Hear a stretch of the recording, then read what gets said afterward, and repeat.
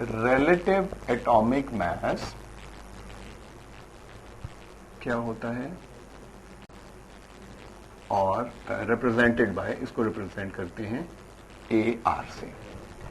और इसी तरह से second term relative molecular mass क्या होता है, it is represented by capital M small r।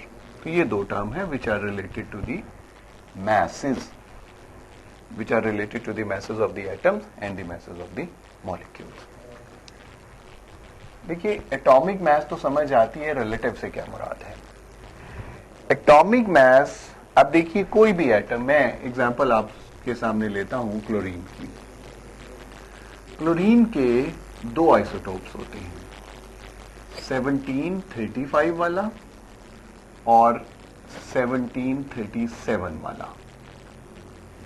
Chlorine exist in two isotopes जिसमें प्रोटॉन नंबर सेम है और मास नंबर फर्क है, इन्हीं को आइसोटोप्स कहते हैं। अब रिलेटिव अकरेंस इस आइसोटोप का 75% है और इस आइसोटोप का 25% है।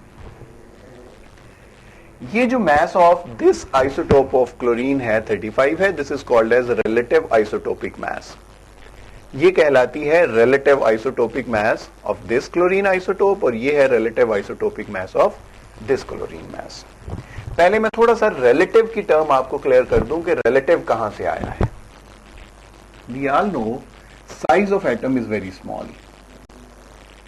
एटम का साइज बहुत ही छोटा है, is very small, तो definitely its mass will also be small। तो mass of atom भी जो है वो is very small, बहुत छोटा होगा। यानी ये 10 पावर -29 kg के फ्रैक्शन में masses जो है वो इसके हो सकते हैं। अब हमने क्या किया है, हमने एक स्टैंडर्ड, मिल जाएगा ना, चलो, which is called as atomic mass unit, इसको रिप्रेजेंट करते हैं AMU से। अब ये है क्या, मैं थोड़ी सी समझाने की कोशिश करता हूं। हमने स्टैंडर्ड मान लिया कार्बन के एक एटम को, और कार्बन के एक एटम के मास को हमने एक्सेप्ट कर लिया कि दिस इज इक्वल टू 12.000। अब उसके 12 हिस्से करिए और 1/12 the mass of one carbon atom, the mass of one carbon atom is equal to 1 AMU। ये स्टैंडर्ड है, हमारे जितने भी एलिमेंट्स होंगे उनके मास यूनिट का ये स्टैंडर्ड है।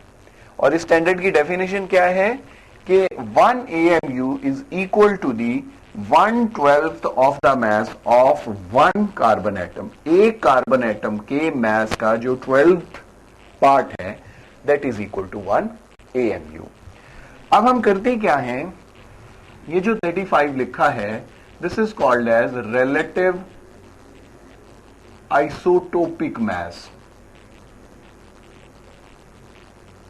अब इसकी डेफिनेशन क्या होगी, इसकी डेफिनेशन ये है कि this is the mass of one atom of this isotope of chlorine compared with the mass of 1/12 of the carbon atom। I write here, इसकी डेफिनेशन में यहीं पे लिख देता हूं, mass of one atom of isotope of an element, किसी भी element के एक आइसोटोप के एक एटम का mass कंपेयर्ड और relative to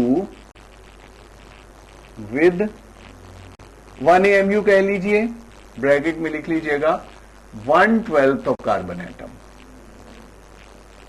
तो अगर क्लोरीन के इस आइसोटोप का मास 35 है तो ये क्लियरली शो कर रहा है कि दी mass of one atom of this chlorine isotope is 35 times heavier than 1 AMU, and this is 37 times heavier than 1 AMU. So ये इसका relative isotopic mass है, ये इसका relative isotopic mass है. अब relative atomic mass को समझाने के लिए relative isotopic masses का जानना जरूरी था. अब हमें atomic mass unit का तो पता चल गया. अब relative atomic mass क्या होता है? This is the average mass of all the isotopes of an element on the basis of their relative occurrence, their relative occurrences compared with 1 AM. ये थोड़ा सा मैं एक एग्जांपल से आपको समझाऊंगा तो बात आपको बेहतर समझ में आएगी. अब क्लोरीन के दो आइसोटोप्स हैं, 35 वाला, 37 वाला. इसका रिलेटिव आइसोटोपिक मास 35, इसका रिलेटिव आइसोटोपिक मास 37. ये 1 AMU से 35 टाइम हैवियर, ये 1 AMU से 37 टाइम्स हैवियर. अब हमने पीरियोडिक टेबल में तो क्लोरीन का एक ही मास लिखना है, तो 35 लिखें कि 37 लिखें. फौरन ये जहन में आता है कि इनका एवरेज लिख लें. क्लोरीन के दो आइसोटोप हैं तो दोनों का एवरेज निकाल लें. तो एवरेज इन दोनों का अगर आप देखें 35 plus 37 divided by 2, answer comes out to be 36. तो 36 लिखा होना चाहिए पीरियोडिक टेबल में. But when we see in the periodic table तो relative atomic mass of chlorine जो पीरियोडिक टेबल में हमें मिलता है वो है 35.5. ये कैसे आया? ये इस तरह से आया कि हम लिखते तो मास एक ही एटम का है, लेकिन उस एक एटम की जो एवरेज है वो सिंपल एवरेज नहीं लेते. चूंकि इसकी रिलेटिव अकरेंस कम है, इसकी रिलेटिव अकरेंस ज्यादा है, तो इस वजह से हमें जब एवरेज लेना है तो इनकी रिलेटिव अकरेंस को भी हमें जहन में रखना पड़ेगा. इसलिए मैंने लिखा है, सिंपल नहीं लिखा कि this is the average mass of all the isotopes of element compared with 1 AMU, तो वो तो सिंपल एवरेज हो जाती.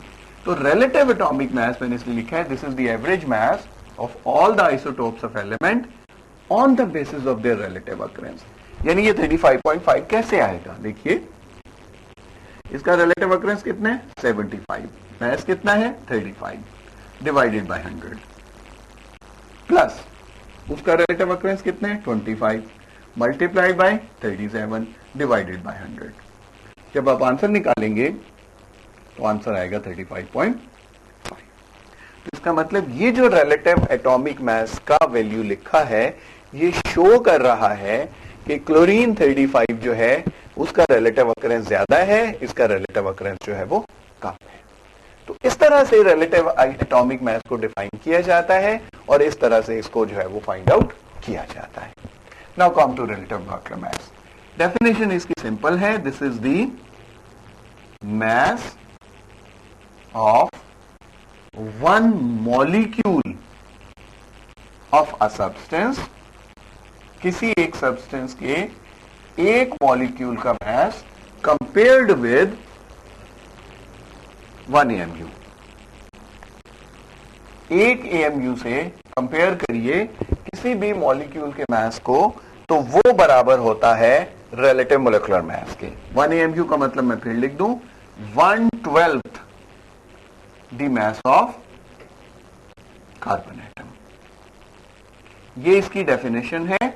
But we never get MR by this way. हम इनको कंपेयर नहीं करते क्योंकि मॉलिक्यूल के अंदर जैसे कि देखिए H2SO4 है, ये एक मॉलिक्यूल है, इसमें डिफरेंट एटम्स मौजूद हैं.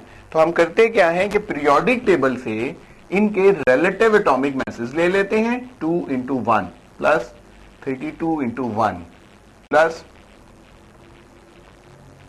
16 into 4, तो टोटल आ जाता है 98. तो 98 हम कहते हैं is the relative molecular mass of sulphuric acid. तो हम निकालते ऐसे हैं, या इसको यूं भी डिफाइन कर सकते हैं कि this is equal to relative molecular mass is equal to the sum of the relative atomic masses of all the atoms present in a molecule of the compound. एक कंपाउंड में जितने एलिमेंट हैं उन सब की relative atomic masses को add कर लीजिए तो वो relative molecular mass के बराबर आ जाती है. One last thing I would like to share with you people, वो ये है कि AR यानी relative atomic mass या MR यानी relative molecular mass has no units. They have no units. AR and MR have no units. अगर किसी के साथ आपको कोई यूनिट, अक्सर गलती करते हैं इसके साथ, या तो AMU लगा देते हैं या ग्राम लगा देते हैं, दोनों ही गलत है. Since this is the ratio between two similar quantities, तो इस वजह से it has no unit. ग्राम लगा देंगे तो वो ग्राम जो है वो मोलर मैस होता है.